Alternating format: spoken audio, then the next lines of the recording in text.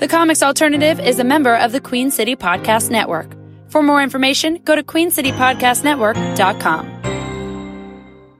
This is the Comics Alternative, on location at Heroes Aren't Hard to Find.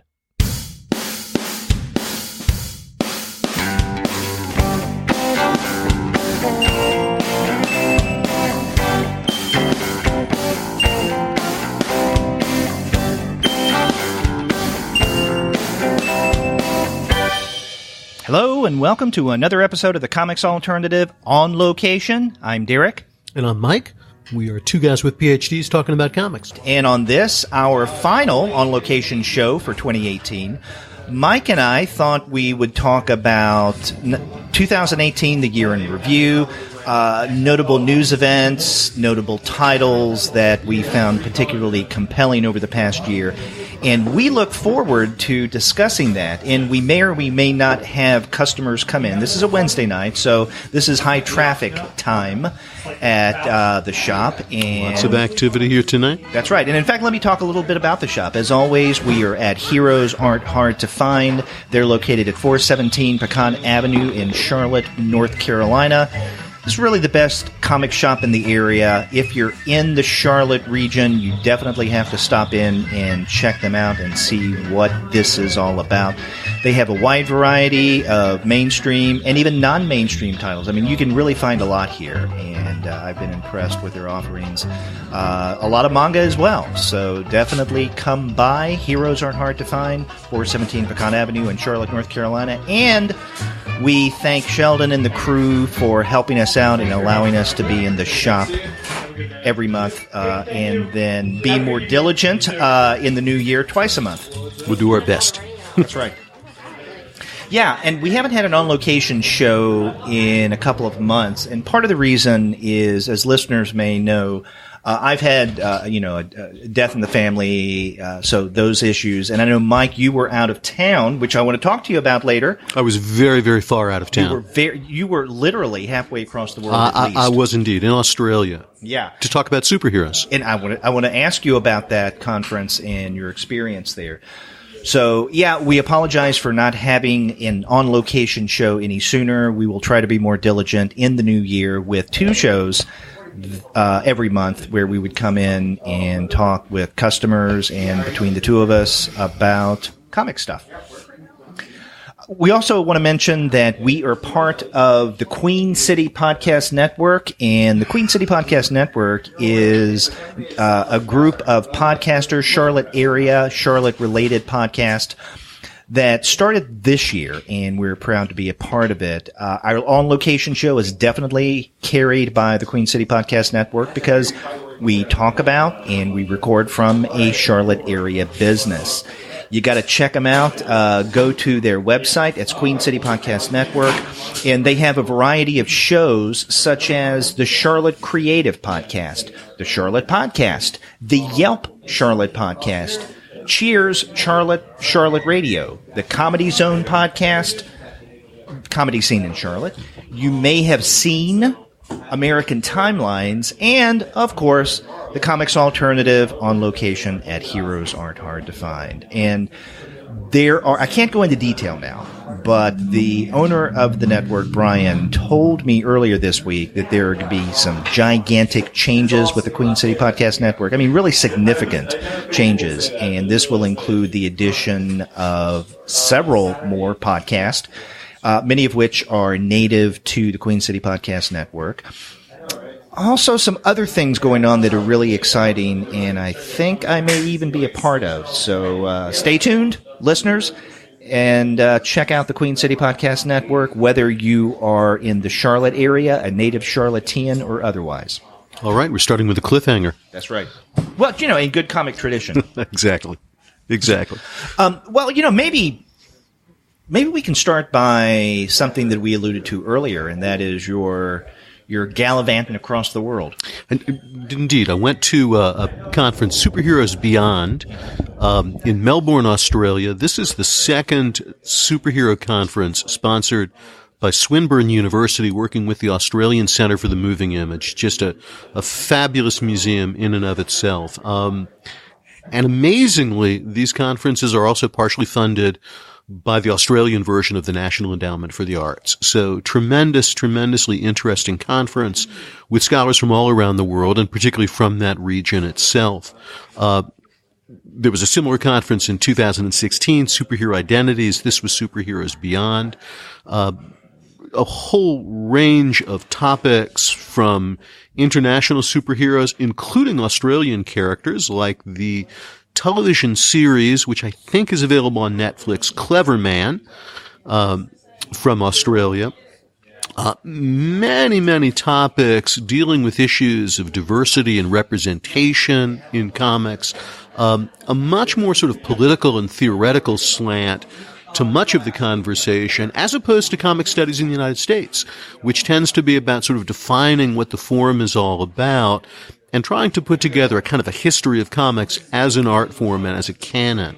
So it was fascinating to participate in these conversations and see the differences in the way comics are studied and talked about in the United States and Australia and much of the rest of the world. Among the standout presentations that I heard from noted comic scholar Ian Gordon about the Bizarro series that ran in Adventure Comics back in the early 1960s. Ian Gordon traced some of the aspects of that series back to kind of blackface minstrelsy in American history and culture.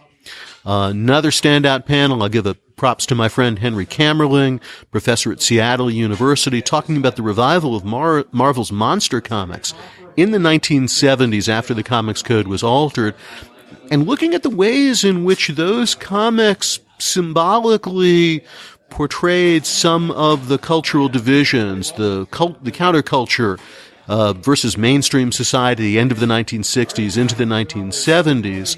And then a final presentation that was very revealing in terms of information, part of a panel I was on about superhero universes, from a young scholar from Swinburne University, a guy named Vincent Tran, talking about the history of shared universes. I had timidly stepped into that ground and referred in a couple of directions to Edgar Rice Burroughs and H.P. Lovecraft and Universal monster movies from the 30s and 40s as being early examples of shared universes. But Vincent showed that the concept of shared universes goes back hundreds of years to the novels of Balzac in the 19th century in France. So really fascinating historical information there. Most of us don't understand how this concept has developed. And tell us, you already talked to me about it, but tell us, or tell our listeners, the topic of your paper that you presented. Well, that's kind of hard to say. I think when anyone asks me, what's your paper about, I stammer for a few moments, as I have done just now again. I was really talking about what I see, and this I think might give us an interesting segue into another really important topic, as the evolution of what's almost a new narrative form, thanks to Stan Lee, Jack Kirby, Steve Ditko, Roy Thomas, and others at Marvel Comics in the 1960s. It is with those innovations that completely changed the genre of superhero narratives that a whole new set of narrative conventions were introduced into superhero comics. That concept of a really tight continuity and the concept of a shared universe. While there have been crossovers in superhero comics since at least 1940, when Submariner fought the Human Torch for the first time in Marvel Mystery Comics number 9, nothing like a shared universe. This, a writer whose name just flew out of my head, the author of Marvel Comics, The Untold Story, editor of a wonderful book called Let's Hear It for the Atom Smashers, Writers on Comics, and no doubt his name will return to me in about 10 to 15 minutes or shortly after this broadcast is over. Oh, I know who you're talking about, but I can't remember his name either. Sean Howe. Thank you. Sean, I'm very sorry for that omission. It's just a jet lag. Still, it's jet lag. Yeah, that's it. Jet lag. But what Sean Howe, in his introduction to Welcome to the Atom Smashers, Let's Hear It for the Atom Smashers, calls, when he describes superhero comics, as a perpetually running narrative machine. That, to me, is a new type of narrative form, and if we want to credit that, I think we can credit that to Stan Lee and his collaborators at Marvel in the early 1960s. There was something really revolutionary about that. We're seeing that type of storytelling, of course, migrate to film, obviously with the Marvel universe, the DC universe, the Star Wars universe, a Universal Monsters universe, and God knows how many others. So it was great to make that trip. Do not plan a trip around the world when you are a teacher and you are supposed to be finishing your semester. So just practical advice, it's not a good plan, but it was a lot of fun anyway. Yeah, you're glad you did it. I am. Yeah. And so this is your second time. Now, is this a conference that takes place every other year? As far as I know, there are only these two. There will be another conference, I believe, next December. Okay. Slightly different approach, a fan studies approach. Okay, that's interesting. But will it still be superhero-oriented? I'm not sure. I suspect there will be a lot of superhero discussion in that conference. Australian universities in particular have just large areas of study. Probably in America, they would be nestled within schools of communication that are focused on fan studies, I want to say transmedia platforms, things like that, communication, all kinds of things like that. So, sounds like it'll be an interesting conference. Not sure I'll make it all that way. Yeah, sounds exciting, and I hope you get to go back, even with the jet lag, I guess. Not at the end of the semester, please. So now you were alluding earlier to a potential segue from what your paper concerned into something that I know that before we turned on the mics, you and I had discussed talking about on this show. And, this being a look back at the past year, we can talk about some of the titles that really stood out to us, but also the news, the events, the things going on in comics culture. And, of course, the big thing that happened quite recently is the death of Stan Lee. And we haven't had a show since Stan died. Yeah, absolutely. Hard to know where to begin in talking about the passing of Stan Lee. Stan was both larger than life, a great innovator, somebody whose imprint on comics and superheroes and popular culture and narratives is huge. And Stan is also a kind of controversial figure in terms of that kind of vexed question of who gets creative credit for so much work.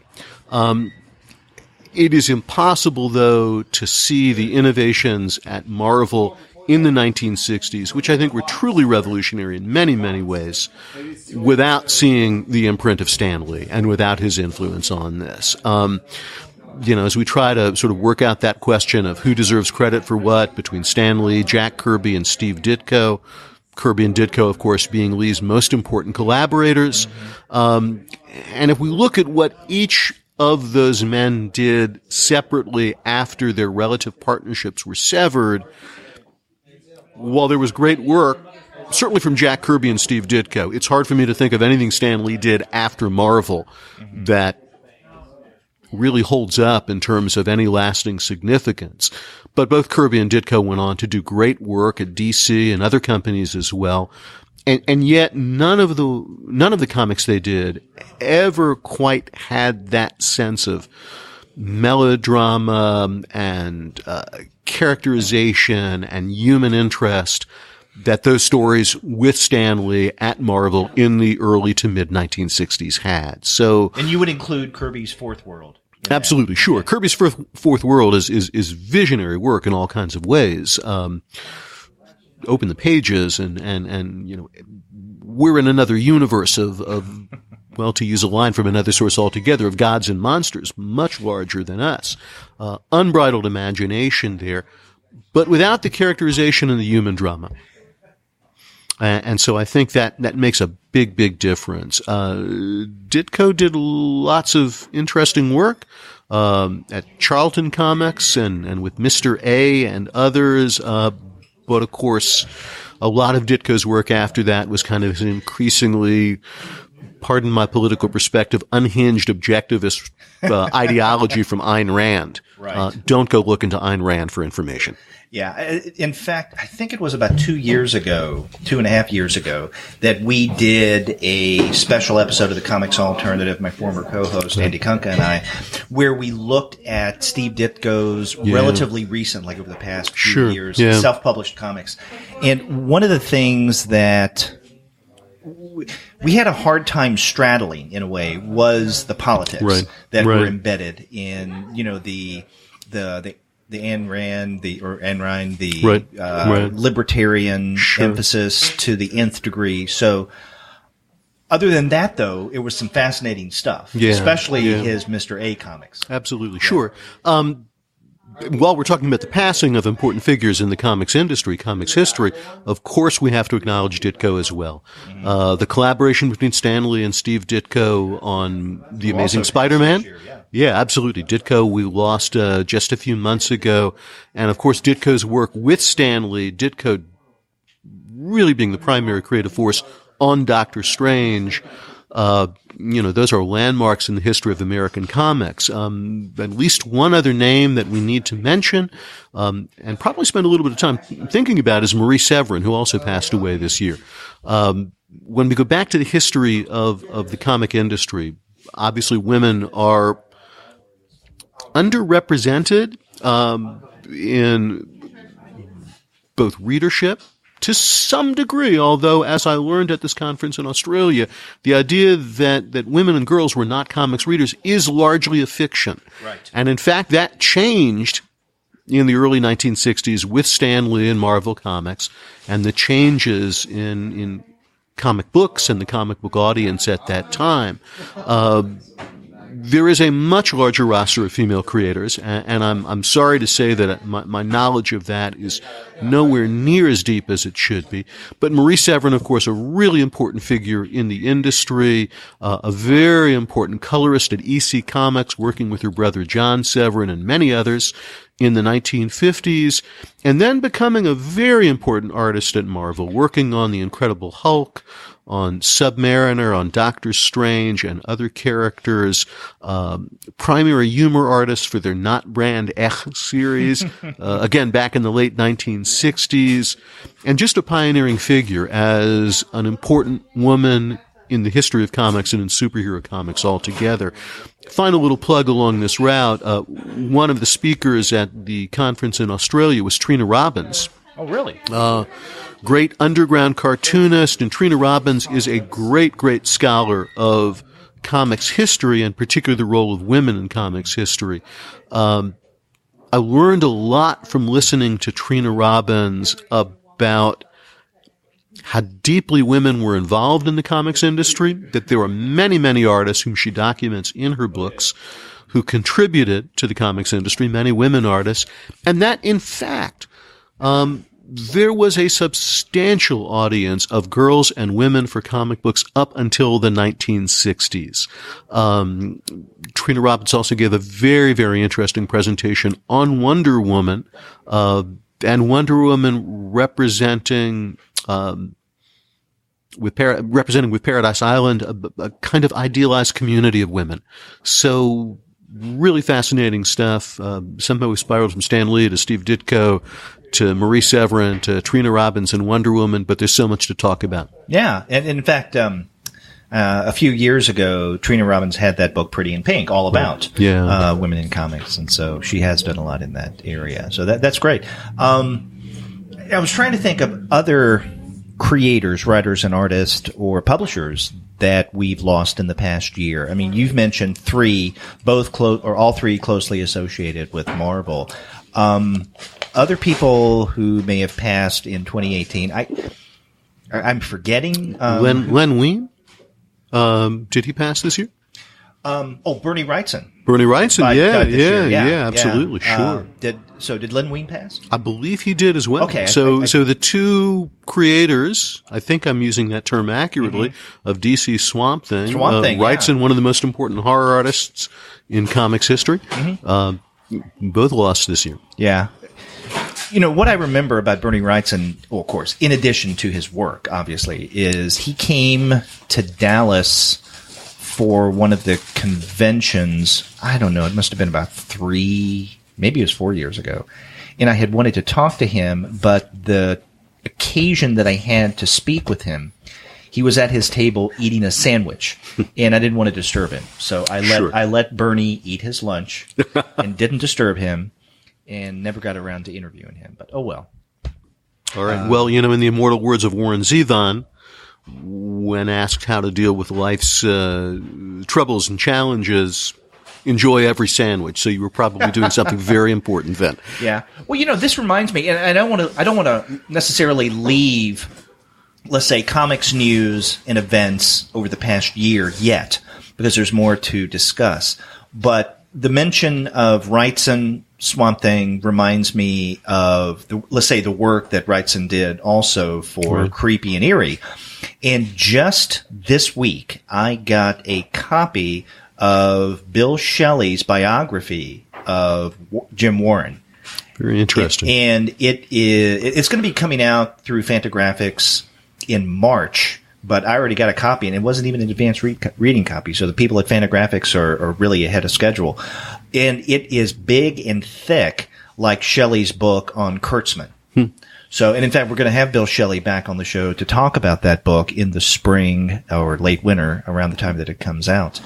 So I'm looking forward to reading that. That sounds great. Those Warren magazines, 1960s, 1970s, and in fact beyond as well. But I remember them from those decades. Being a professor of a certain age, that was really landmark stuff. You go back and you look at things. I've gone back recently and looked at Blazing Combat, their war title, which was an attempt to sort of revive the kind of approach of Harvey Kurtzman and E.C.'s war titles, and that's really landmark, beautiful stuff. Taking on the Vietnam War in the same way that Kurtzman in the 1950s took on the Korean War. Yeah. I wish if I had money enough and time, I would have gotten and then read the various archival volumes of Eerie and Creepy that Dark Horse has been putting out for quite a number of years now. And I mean, that would just be a big sink in terms of bucks and also time keeping up with all that. Although I will say that I have gotten collections that are artist specific. So I have, let's say, Steve Ditko's work at Warren, Bernie Wrightson, and so and there are a few of those that I have. So so that's really good. And of course Richard Corbin, one of my favorites. Sure. I mean, again, as another old saying goes, reaching back to Charles Dickens, it was the best of time, it was the worst of times. It's the best of time because everything is back in print. It's the worst of times because you can't afford them and you have no time to read all of that. Yeah. Although, kind of a little tangent thing, we were talking about archival collections, and I specifically mentioned Dark Horse. One of the things, I don't know if it was this year or it was last year, they made the decision to stop doing this, but Dark Horse had been publishing chronologically all of Crime Does Not Pay. But they decided to suspend, I don't know if suspend or just completely end it with no plans of picking it up again. And I can't remember after how many volumes they did that. But that was kind of sad because I had gotten in on those volumes at the very beginning. And so I was getting them, bit by bit. So I wasn't overwhelmed by having to get several at one time. Then they stopped it. The curse of the collector. Our incomplete series and obsessions that we pursue. Okay, so getting back to comics news and events that have occurred over the past 12 months, I know one thing that I guess I'm glad that they're doing this. I'm still waiting to see what kind of resonance it will have. Is in 2018 we had a revitalization of Vertigo, and along with that, we had, I think, the tail end of 2017 and definitely into 2018, we had two imprints from two premier publishers, IDW and Dark Horse, that I think in many ways was not only inspired by Vertigo, but trying to capture the lightning, let's say, Vertigo had captured back in the 90s and on.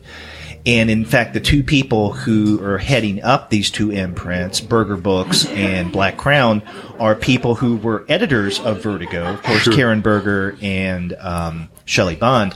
And we actually had Karen Berger on the show early this year, and it must have been January, maybe February. I can't recall, but it was right before the launching of Berger Books. And so that's another event in 2018. I think maybe Black Crown started, if I remember correctly, maybe the tail end of 2017, but really caught more traction this year. And, you know, they are attempting to do, I think, in many ways, what Vertigo had been doing. I like both. I don't know how many titles you've read. I have not been able to follow this, yeah. I tend to lean more toward the Berger Books releases than with the Black Crown, but I think, you know, both are worthy. And we've talked about titles in both of those imprints on a number of episodes, including on location shows. If you remember, I can't remember the title of it, but a few months back I talked about issue number 1 of a Black Crown title about a family.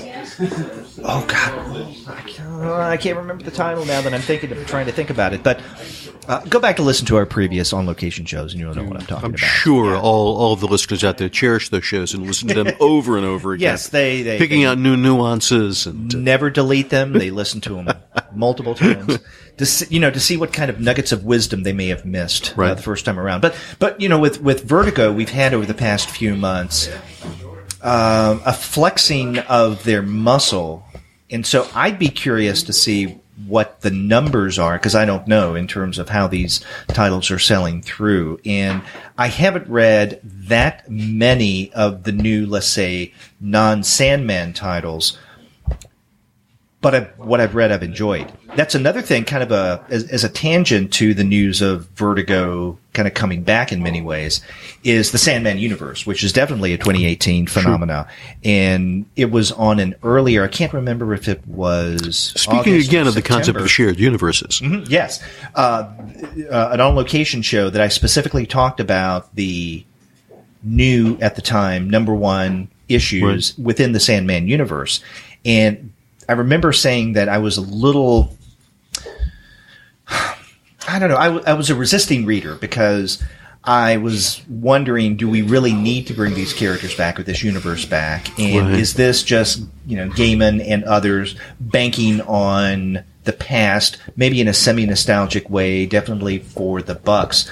But, you know, my cynicism, I tempered quite a bit after reading the first issues of a number of series within the Sandman universe. I really like that. And so I'm glad that it's back. And so are you keeping up with the titles then? Have you had a chance to do that? Over the past couple of months, I've been a little lax just because of everything that has been going on. The thing, you know, basically, it's keeping up with the reading of the various podcast episodes that we do on the Comics Alternative. It's just been almost a game in a way to see if I can. It's like whack-a-mole, you know. Sure. I get one narrative down and another one pops up. I get another text read and then something else comes up. So, I would like to catch up over the holiday, though, because things will ease up for me a little bit. But anyway, so that's another big event, Vertigo, Sandman Universe. Right. And we also have, in terms of DC, and new things going on in 2018, Brian Michael Bendis coming to DC, and with him comes Jinx World, which they're publishing that line of comics. And then also his taking over of Superman. Sure. You know, absolutely. And we had the, you know, Superman 1000th issue, which is a big moment of celebration. And soon we'll have, is it this coming year or 2019 that we'll have Batman 1000? It feels that way. Detective Comics 1000 maybe? I think it is. Yeah, I think so. It was Action Comics 1000. Right, not Superman. Yeah. Right, exactly. Although how anybody sort of calculates this numbering with the restarts and the new numbering and the return to the old numbering, and it's well, there are obsessives out there who are better at that than I am. Let me just put it that way. Right. But they are major anniversaries as well. I have to admit, as I think back, I read Action Comics 1000. And at least at this moment, a lot of very, very short pieces in there. I don't recall a single one of them. So not as memorable as you probably think it should be. Well, you know, I think that the big anniversary issues, for the most part, tend to be less interesting. If I'm recalling that issue correctly, a lot of different creators doing very short takes on Superman. And I honestly can't remember a single story in there. Which is probably not so much a comment on the comic itself as it is on my ability as a reader to actually retain things. Okay. So DC put out, I guess, different incarnations of Action Comic 1000 because there was kind of a bigger comic book, right? But they also put out a hardbound edition of much thicker of issues, so to speak. 1000. Yeah, the hardbound edition, again, I'll say I found it to be disappointing. It was a series of comics, really kind of badly reprinted with, coloring that was just too bright and, neither reflected the original coloring nor the sophistication of coloring today. From the whole history of Action Comics, many of those stories had been reprinted before. There were sort of essays interspersed in there by different writers. They were very, very short.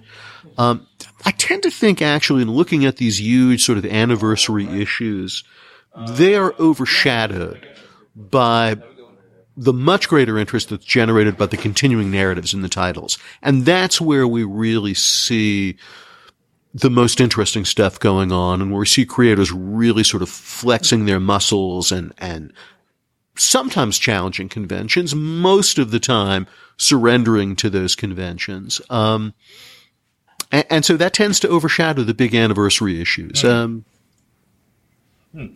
Yeah, I remember I got that hardbound Action 1000 when it came out, and I put it on my pile of to read pretty darn soon. I guess my definition of the phrase "pretty darn soon" is not what most people's definition. It is probably what my definition is, actually. And in fact, one of the things, and this may be, I mean, we can still talk about comic news for a bit, but this may be a semi-segue, if you will, into something else that we can discuss, and that is, what some of us may consider some memorable publications of the past year. Sure. Maybe the best, maybe not the best, but just memorable or some of our favorites. Right, absolutely. One of the things, in fact, today, this morning, Stergios and I recorded next week's show, because I'll be out of town next week, which is our last episode of the regular review show that comes out every Wednesday at the Comics Alternative. And the last episode is always a discussion of our favorite comics for the past year. And we call it favorites and not best because, there's no way for us to have read everything. In fact, there is a large stack of books, speaking of, putting Action 1000 on that stack, that I had intended to read to get a better sense of what has been going on this year. I didn't get to everything, and so we always say, as we did today, there's this caveat. These are our favorites that we've read. Right. So I could read something that came out, let's say, the last half of 2018, sometime in January, and think, oh my God, I should have included this in my favorites of 2018. Sure. I just hadn't read it yet. So, that's going to happen. Even the most diligent of critics can't consume everything according to their media, whether it be comics or books, obviously, or music. So you can only go with what you have time to consume. And I read a whole hell of a lot this past year, but of course I didn't read everything. So there's a lot that I, cut out. On the topic of favorites or bests or what have you. Sure. I mean, there are a couple of ways we could go about this. We can talk about, or especially you can talk about some of your favorites in what you consider the best of the past year. Sure. And along with that, maybe we could discuss what we have noticed in terms of other best of lists. Because I've looked kind of lightly at what other media outlets, print, radio, otherwise, have considered, what they consider some of the best comics or graphic novels of 2018. Now, I said a moment ago, you can talk about some of your favorites. Right. I may allude vaguely to some of mine. I don't want to give anything away. It's another cliffhanger. That's right, another cliffhanger. This episode of our On Location show will go up in a couple of days, on Friday. Today's the 18th, so it'd be the 20th. And our final episode, where Stergios and I will talk about what our favorites are, will go up next week, Wednesday, on the 26th, the day after Christmas. So I don't want to spoil anything. Cliffhanger, no spoilers. All right. But anyway, what are some of the titles that you come away with this year with the most memory of that were most impactful?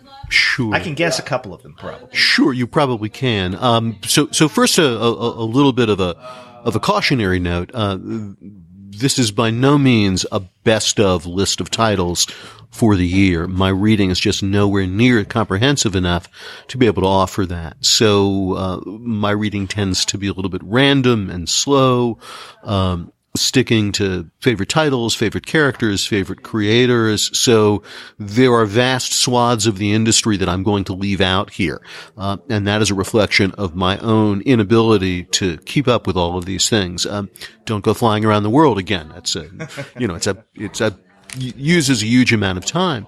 But just a few series that have stood out over the course of this year. So Derek, you said you could probably guess one of them. And again, I'll cite the guy who I think is one of the most interesting writers in the business today, and that's Tom King. Mm-hmm. Of course, before I've talked about his graphic novel, which was recollected this year but published in earlier years, The Sheriff of Babylon.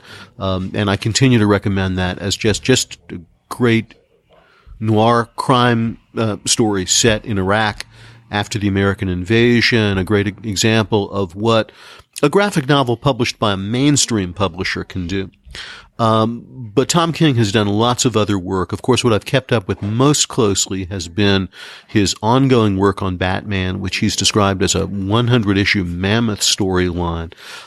In terms of titles that to me are the most consistently interesting as I'm watching this incredibly complex story unfold, I'd pick out that one. If I had to give a personal favorite for an issue published this year in the highly selective universe of things that I have read, I would say it would be Batman number 50, according to whatever crazy numbering they're using now, which featured what was supposed to be the wedding of Batman and Catwoman. A lot of people were disappointed about how that issue turned out. Spoiler alert for those of you who have perhaps not read that, Catwoman leaves Batman at the altar.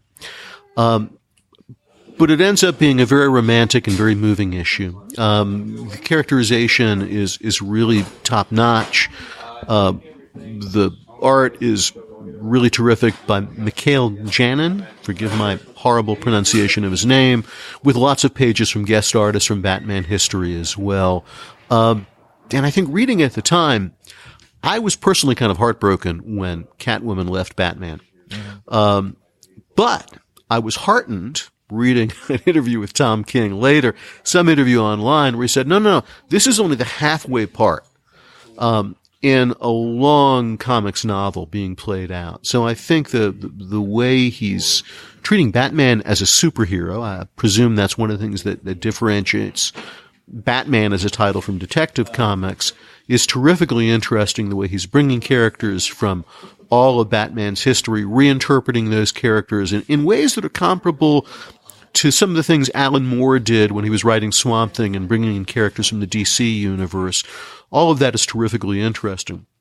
I will say among my shamefully unread titles so far is Tom King and Mitch Gerard's run on Mr. Miracle, a 12-issue miniseries. I've heard great things about that.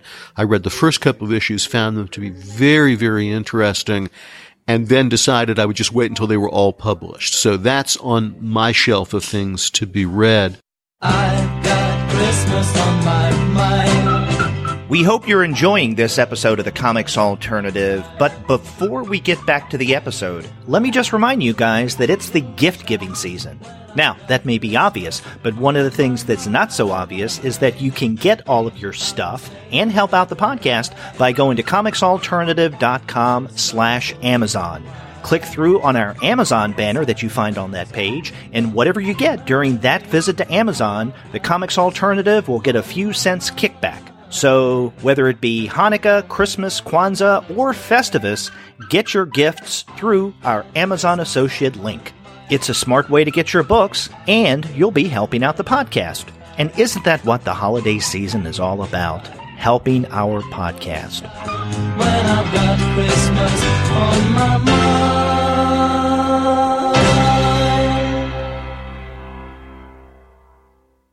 Let me jump in here real quick because, the one thing I will give away about my end of the year show that'll come out next week on Wednesday, where Stergios and I talk about our favorites. We also have a list of honorable mentions that didn't get it into our 10 favorite, but we thought worth mentioning. So I will give away one thing. Mr. Miracle was one of my honorable mention titles. And then along with this, another thing that I guess I could include in this year, because you pointed out that the deluxe edition of The Sheriff of Baghdad came out this year. So it would be fair game, at least the deluxe edition, the collection, in that way. It had come out in trades earlier. Right. But now we have a nice deluxe edition. So I got the deluxe edition, and I think I mentioned on a previous On Location show, I had read the first few issues and then thought, okay, I'll wait till it's finished. Sure. Well, this year I did read it when it was finished. I also read another collection by King, Vision, that the deluxe edition again came out this year, and it originally came out as a series a couple of years ago. I didn't read it then, but I have read it over the past several months, and so I've had kind of a Tom King kick with Sheriff of Baghdad, Vision, and now with Mr. Miracle. So, it was a Tom King year. Yeah. He's also got a mini-series underway at DC, one of those big crossover series, Heroes in Crisis, which has an interesting conceit of superheroes going to, it's hard to describe this, a kind of clinic they've created for themselves to deal with the various forms of emotional trauma from being a superhero and having a life filled with all that conflict and violence. So it's a really interesting conceit. I have to say my reaction so far to the series is mixed. It's only 3 issues in and the plot's just beginning to unfold. Tom King seems to take his time in letting the plot develop, so I'll withhold judgment on that yet. But 50 or so issues into his run on Batman, I think that's a really interesting narrative. Another title I'll single out from DC, and so far only 2 issues have come out, but they're absolutely terrific. Grant Morrison and Liam Sharp on the Green Lantern. It is as crazy and psychedelic as one would expect from Grant Morrison. Not quite going to the narrative extremes. It is a mainstream superhero comic for the most part, really emphasizing Green Lantern as a space cop with kind of police procedurals mixed with space opera. But as one might expect with Grant Morrison, imagination is just unbridled. The artwork of Liam Sharp, who I know I've seen before, probably in British comics, is really terrific. You can search out every panel for extraordinary details and weird-looking aliens and lots of interesting bits of business in the background of the panels. My favorite Green Lantern so far is one who has a volcano for a head and speaks in rumbling tones. But if you look at Liam Sharp's artwork, particularly in the second issue, there are wonderful nods to Steve Ditko and Basil Wolverton, among others. So thus far, 2 issues in, I think it's a terrifically entertaining comic, with all of the madness and spectacle that the best superhero comics can afford. That can only be done in that genre, I think. Okay, something else to put on my to-read list for the holidays, because I wondered about that, and I'm a big Grant Morrison fan. There are at least 2 Grant Morrisons, and both of them I appreciate. There is, I think, the Grant Morrison that most people think about, and that is, as you described it, the wild, psychedelic, topsy-turvy, kind of crazy writing that he does, that I think was best exemplified in The Invisibles. Right. But also his run on the Doom Patrol, I think, is a good example of that. Then there's a more... You could see those qualities developing over his run on the Doom Patrol. The Doom Patrol begins as a kind of Vertigo take on superheroes, but still following more or less the same kind of basic narrative patterns as superhero comics, but 10 issues or so into it, with the painting that ate Paris as one of the storylines. In Ascension Street? The tormented love, in the Brotherhood of Evil from old Doom Patrol comics of the Brain and Monsieur Mala. Then it just went places that had not been approached in superhero comics at that time. Yeah, much wilder than the stuff that he did with Animal Man. Right. And Animal Man in many ways was kind of wild. And then we have, let's say, limited run series like Sea Guy, which I really enjoy. But then there's the more restrained Grant Morrison, and I would put his run on Justice League, and he did that with was it Porter? Howard Porter was the artist initially. Yeah. Which I Superman with a mullet. Let's not forget that. Okay, and then the Electric Blue Superman. Except for the mullet, I really enjoyed his run on Justice League. Again, very restrained, fun superhero stuff. Yeah, and it's also restrained in the way that his work on Klaus from Boom, the Santa Claus run that he's done for the few years. Yeah. And I think he's just come out this season with another Klaus title.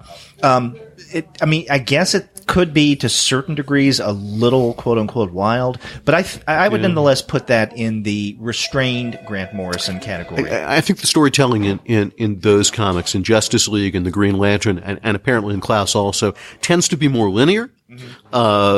And his run on Action, I think. And his run on Action comics as well, although that feels like it was something that began with a really interesting idea of a young Superman in a T-shirt being described by Grant Morrison as the Bruce Springsteen of superheroes. I have been remiss in my tenure on this program in not making what my students recognize as the obligatory Bruce Springsteen references. There it is. By the way, you should see Springsteen on Broadway, just a plug for that. That has absolutely nothing to do with our conversation right now, but, I'm still dealing with jet lag. Why not? But I do think that was an interesting run. And then it felt towards the end of that it was almost, it had to sort of cohere with whatever else they were trying to do with the new 52 Superman with those horrible collars and bad hair. And, let's just not even talk about that. We can. It's all right. We were talking about action, bad costumes. Right. Have you read any or many or much, I guess, of Bendis and what he's doing with Superman? Yeah, I've been following that pretty closely. I'm a few issues behind on the Action Comics run. I'm enjoying it. They're fun, entertaining comics. It doesn't feel like a wildly revolutionary take on Superman. Indeed, a whole lot of this seems to be about kind of wiping out the changes to the character from Peter Tomasi, the previous writer, his take on Superman with his collaborators, Doug Monkey, and I'm going to forget the other name, Pat. Sorry, he's a great artist. Really enjoy his stuff. But that was all focused on Superman and Lois Lane being married as parents, raising John Kent, their super son, and dealing with issues of parenthood and John coming to terms with his own superpowers. And it seems like at least some of the focus of Bendis's run on the title so far has been to try to write those changes out of the character. Still fun stuff, and it's a comic that I enjoy picking up every month and reading. Yeah. I'll cite a couple of titles from Marvel as well, just spread the love. Highly selective reading over the last year. But one that's become increasingly interesting is Al Ewing, and I think John Bennett, I think I'm getting his name wrong, on the Immortal Hulk. The Hulk, of course, has gone through all kinds of different incarnations. This is really the Hulk as a horror comic. And it's a fascinating take on the character. He's got the kind of brutish personality and intelligence that the character had in the very first issues by Stan Lee, Jack Kirby, and occasionally Steve Ditko back around 1962. And the horror elements, the Frankenstein elements in this are really pretty fascinating. So I'll cite that one. Also from Marvel, a fun title from a writer who seems on the ascent is Cosmic Ghost Rider by Donny Cates.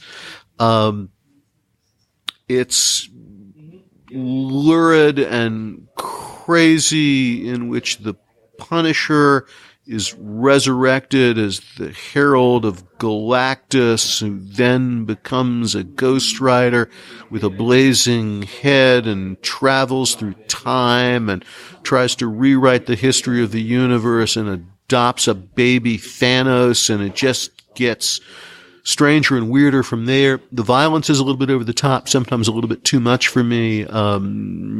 Humor about slaughtering characters with guns, to my mind, tends to fall flat. But an interesting and imaginative series.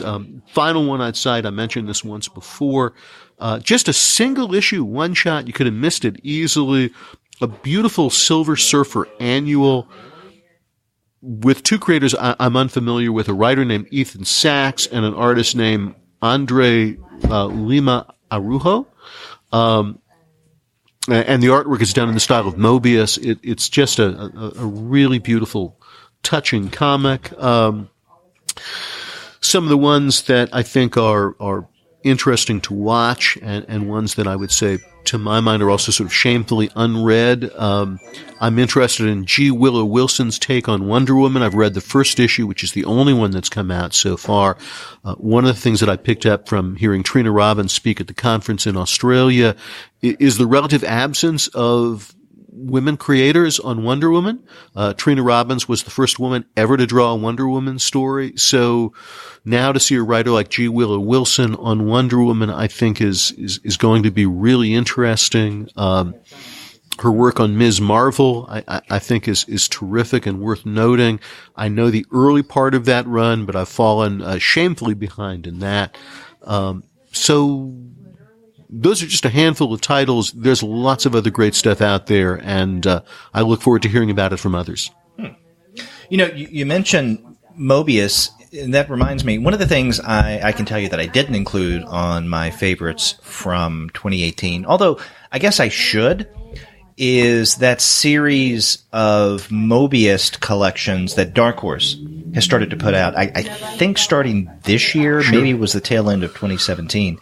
But I know that one of the things that we've discussed, the first two volumes, in terms of Dark Horse's Mobius library, are those, and I can't remember what they're called. I should have brought it up. It's, if I'm recalling correctly, always a questionable proposition. Those involve reprints of titles of Mobius's work that were brought out by Marvel in its first sort of foray into graphic novels back in the 1980s. The Underground Garage, maybe one of them. Yes. Beautiful work.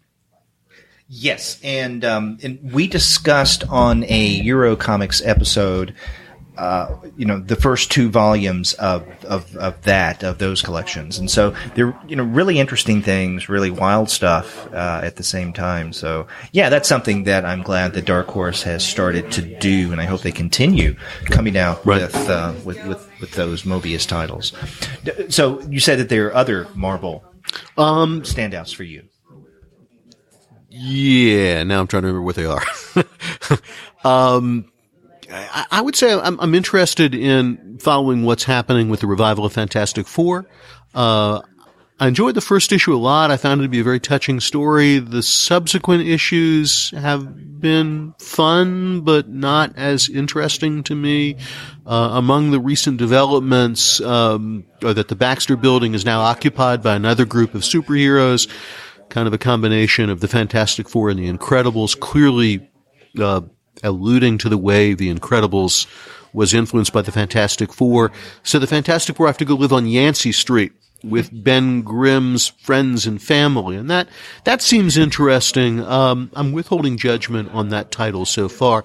Of course, any talk about important developments in the last year, though I swore I wouldn't talk about this when I came into the store, I'm weak. I can't resist this. Among, I don't know if important is right, significant, noteworthy, newsworthy. That, I think, is the right term. Developments, of course, was the one and only appearance in comics of Batman's penis. Oh, God, I was thinking about that. I was wondering if that was going to come up in our conversation. Yeah, the Wayne Wang. Which you discussed on a previous On Location show, if I remember correctly. Right, and I think we need to be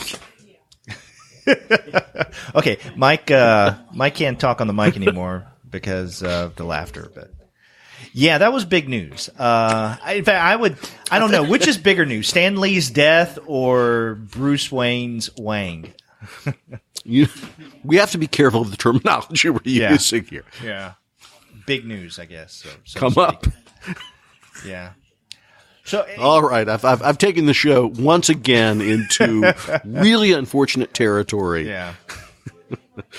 I guess I will say, just to try to make this a slightly more serious comment, as I came into the store tonight, picked up my comics, talking with all the staff behind the counter, and I saw that there are the 2 issues now of Batman Damned, and actually having read the first issue, apart from the newsworthy developments, I found it to be an interesting story, a Vertigo take on Batman with John Constantine as an important character, Deadman also, an interesting story, but of course the investment value of this comic has gone up in ridiculous ways because of the nudity, because of the appearance of Batman's penis. And so there are now, I believe the term is slabbed versions of this comic for sale in the store, and the going price for the first issue is $650. Jeez. Wow. Yeah, and so that's kind of an interesting convergence of interest in comics for all the wrong reasons. Right. But if you have a copy. But if you got, and I do have a copy. It's not slabbed, but maybe it should be. Yeah. And make some money. Yeah. While the money's to be gotten. Yeah. I guess so. Because it won't last for long. Yeah. These things go up and down. Yeah, that was a newsworthy event. And I never got around to reading that first issue of Batman Damned. Right. Which leads me to wonder, I mean, I can't recall, but what other titles within the Black Label imprint has DC come out with this year? Or is it just I don't think they've come out with any yet. Okay, so it's just that. What plans do they have in 2019? The only one that I'm aware of, and it sounds both fascinating and frightening, is Superman Year One by Frank Miller. So there's going to be another Year One. Another Year One, yeah. By Frank Miller. Right. Batman Year One by Frank Miller and David Mazzucchelli is arguably the best Batman story in the history of the character. Yeah. And that's Miller working at his best. Mazzucchelli, one of the greatest artists to emerge from mainstream comics and to do much more interesting stuff when he decided to do independent comics. Mazzucchelli, somebody everybody needs to know. Read his graphic novel, Asterios Polyp. Seek out those long-lost stories that were published in his magazine Rubber Blanket, including his version of a Hulk story, Big Man, in Rubber Blanket number 3. One of my favorite stories in comics history. Batman Year One, I think, is a classic. Miller's work has become increasingly, I'm trying to find the right words to say this, let's just say inconsistent over the years. Maybe a better way to put it is more eccentric, in the same way we were talking about Steve Ditko before, and Ditko's work on a character like Mr. A that he self-published, and the sort of craziness of his political and philosophical ideology being represented in comics. I think we've seen the same kind of thing from some of Frank Miller's work, but Frank Miller is still an undeniably important creator in the history of comics. His work on Daredevil, his work obviously on Batman with The Dark Knight Returns and Batman Year One. All of those are classics, really important works. Probably my all-time favorite comic story is, again, a collaboration between Miller and David Mazzucchelli, the Daredevil Born Again storyline from decades ago. And let's not forget Sin City. I've got some people may want to forget it, but I love it. Yeah, I have mixed feelings about Sin City. But with all of that history, I think Superman Year One, it's at least going to be interesting. So I'm looking forward to seeing it. Yeah, I'm wondering if we will have something similar with this Superman Black Label title, right, as we did with, let's say, the first issue of Batman Damned.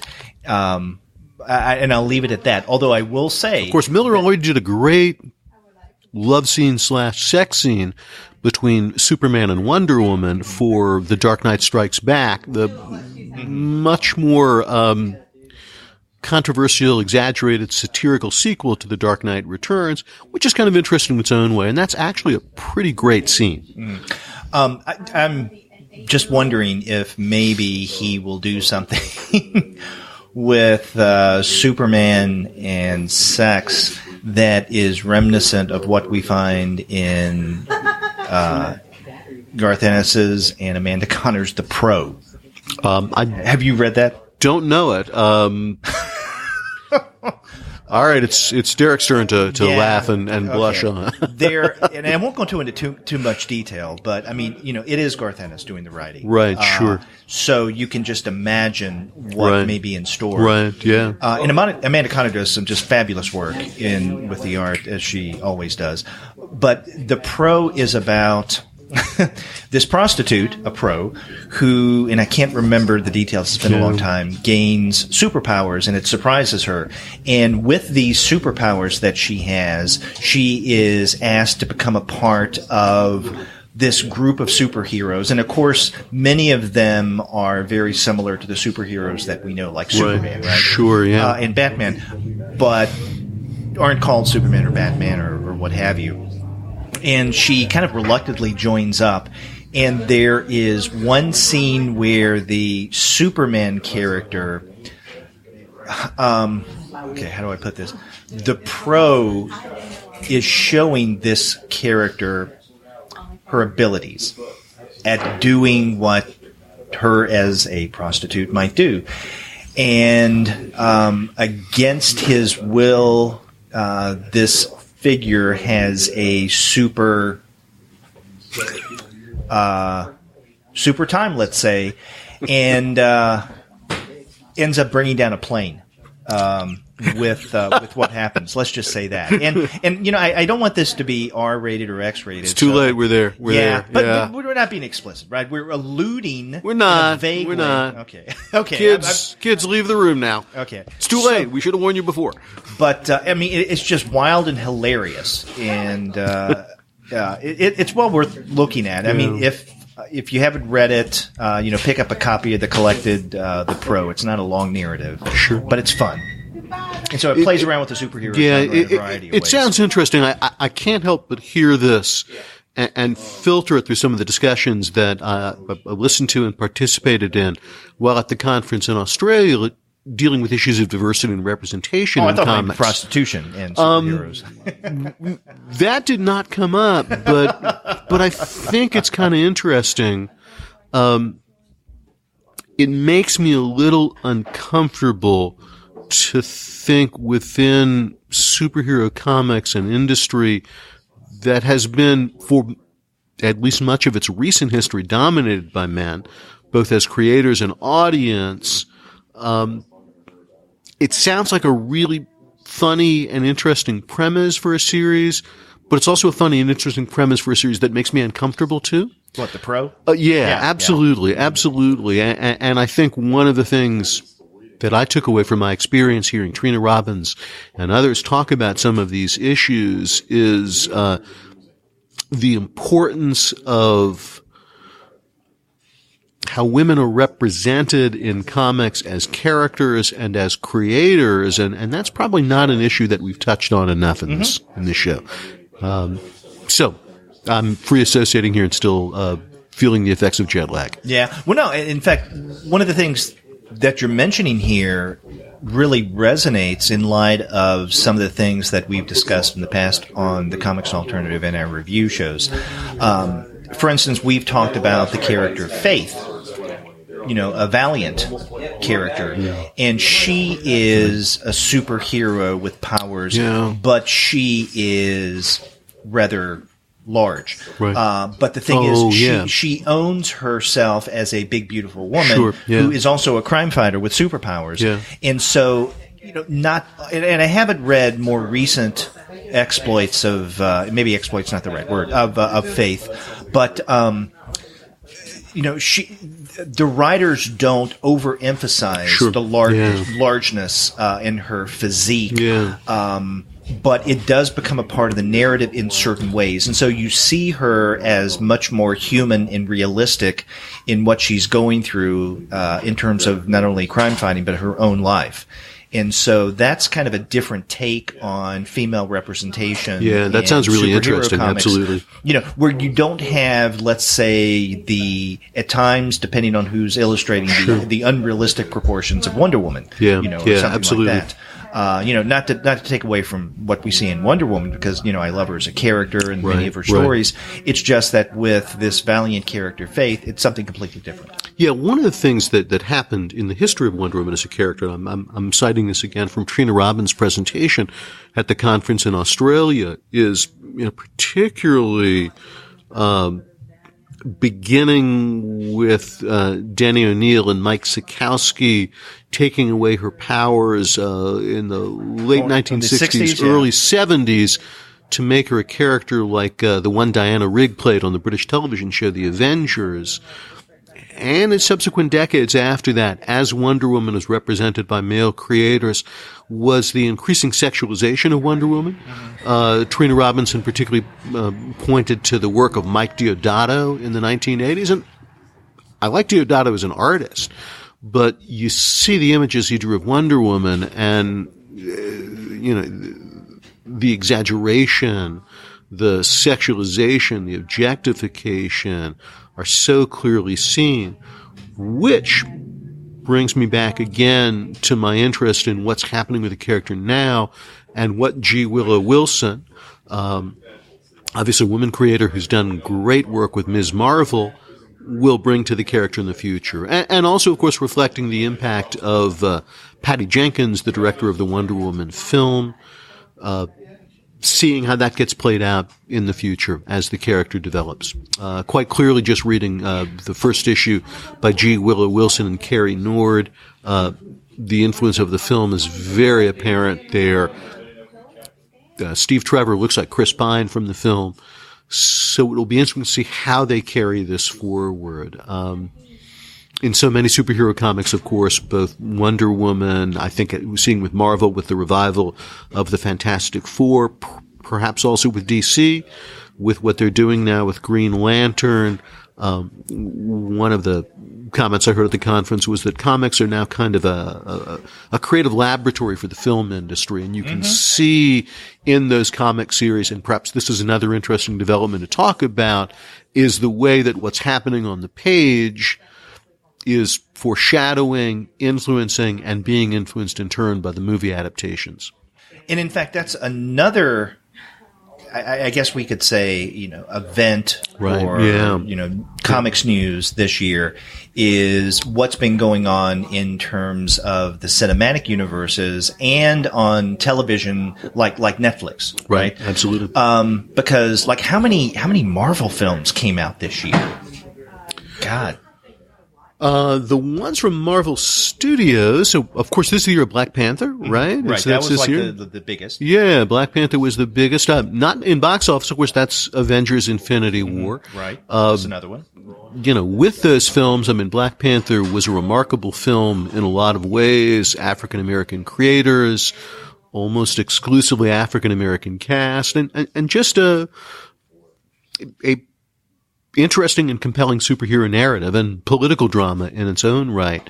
With Avengers Infinity War, which brings together all of the characters and strands from all of the films, we really see the absolute kind of epitome of the concept of the shared universe that was again introduced by Stan Lee, Jack Kirby, and Steve Ditko in the 1960s be fully embraced on screen. So those are really interesting developments there. Another Marvel film just came out, not produced by Marvel, but certainly in association with Marvel, that is lots of fun and very interesting. Of course, there's the new Spider-Man Into the Spider-Verse film. Beautifully animated film. That's animation, right? Yeah, beautifully animated film that introduces the character of Miles Morales from the comics. We can give a tip of the hat here to Brian Bendis, who created Miles Morales. And that's a terrific and really interesting film, has an incredibly complex storyline and cast of characters, and manages to tell that story with, terrific economy and heart in the space of about 2 hours, as well as being dazzling animation. Am I forgetting a DC movie that came out this year? I know Wonder Woman was last year. Right. Aquaman is coming out. Aquaman's. And apparently getting pretty good press so far. I got an email about that today, in fact. And I'm at a loss for anything else. What we've seen, in fact, actually, another kind of corollary of this, while I can't quite recall new DC movies coming out in the last year, but a really interesting thing, going back to one of my fascinations as a scholar, is with sort of the maintenance of these characters and the way they're used, is the sort of systematic dismantling of what was intended to be the DC universe as it was overseen by Zack Snyder. The failure of that, we're hearing that both Ben Affleck and Henry Cavill, Batman and Superman respectively, have been essentially removed from those characters. So it's sort of a fascinating example of the way these large entertainment conglomerates are trying to adapt these characters and exploit them, and what happens when you take a series of incredibly wrong-headed steps, which is what happened with DC's adaptations. Yeah, they haven't had the same kind of luck that Right, Marvel has. right. Now, whereas, and I've told you this several times before, I've been rather lax when it comes to films, cinema, and especially the Marvel movies.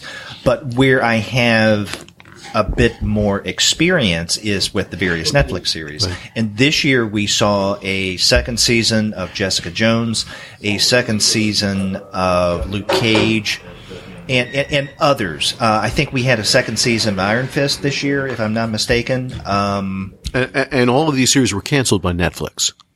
Were all of them? I know that Daredevil was. There's Daredevil not gonna be a fourth one. was, I'm pretty sure that all of them were. I don't know about Jessica Jones, but Okay. I'm pretty sure that all of them were. And what may be happening is I have heard that maybe Marvel is wanting to do its own thing when it comes Right. There's going to be a Disney streaming service. streaming service, and so they've announced that there will be a series featuring Tom Hiddleston as Loki and, I forget the name of the actress who plays the Scarlet Witch, a series focusing on her as well. So again, so much of this is there are creative impulses, but there's also the corporate control and the corporate use of the characters and how that figures into the history of these characters. Right.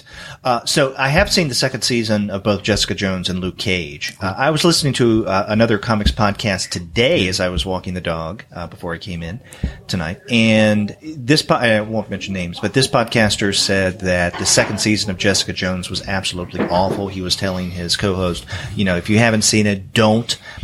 I couldn't disagree more. I think I liked the first season much better, especially with David Tennant playing Mr. Purple. Yeah. But I enjoyed the second season of Jessica Jones, and I really enjoyed the second season of Luke Cage as well. So I think that both of those were successful. Now, I haven't seen the second season of Iron Fist. The first one I thought, it's okay. It got kind of wild in places, but yeah, I think that on the one hand, it's great that we had what we had this past year in the past several years with Netflix and various Marvel characters. On the other hand, I guess it's kind of sad in a way that they're canceling definitely Daredevil. I hadn't heard about these other series though being canceled. So. I think that's what I've heard. I can't swear by that. I know Luke Cage has been canceled and Iron Fist have been canceled. Wow. Okay. So it probably does have something to do with Marvel, its machinations, and money. Right. Because Absolutely. that's what they do all the time. Yeah, absolutely. Sure. Who owns the characters? Who's producing the series? Whether there are characters who are owned by Disney or otherwise, I think those corporate developments often dictate creative decisions, or certainly heavily influence and shape creative decisions. Mm-hmm.